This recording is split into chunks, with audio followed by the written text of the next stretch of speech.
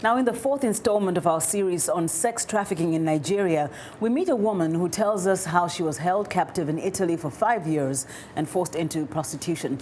She says when she was no longer useful to her captors, she was deported back to Nigeria, but she was never really freed.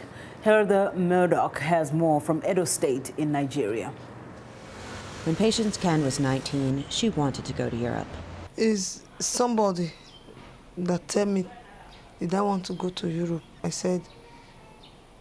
said I'm going there to be doing farm, all these tomatoes, where they produce tomatoes. At the end of the day, I don't know, it's prostitution.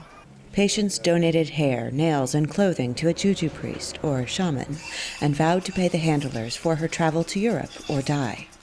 Unlike the other women we have talked to, Patience was not enslaved by a fear of the magical oath, but by people. On the streets and under the control of her madam, local thugs kept her from running or calling the police, and she was beaten if she did not make enough money.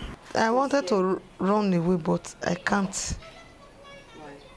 Because you have a lot of friends hanging around, looking at me. So after I finished paying the money, Patience lived in a room packed with 20 girls, all of whom worked day and night.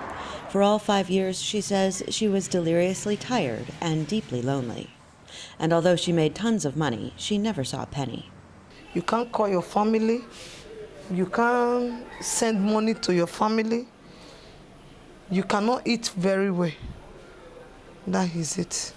When Patience finally paid off her debt, $40,000, she was arrested, jailed for 5 months, and then deported.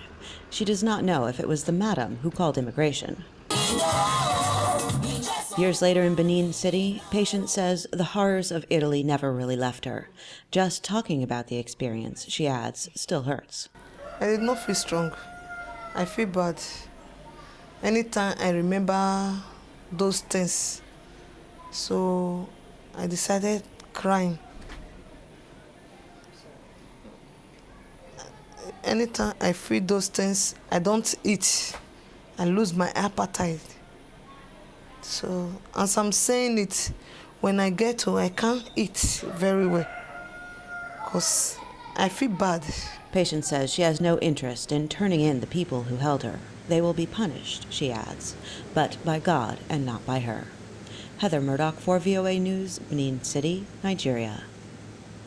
For more information on any of today's stories, please visit us online at voaafrica.com and be sure to befriend us on Facebook.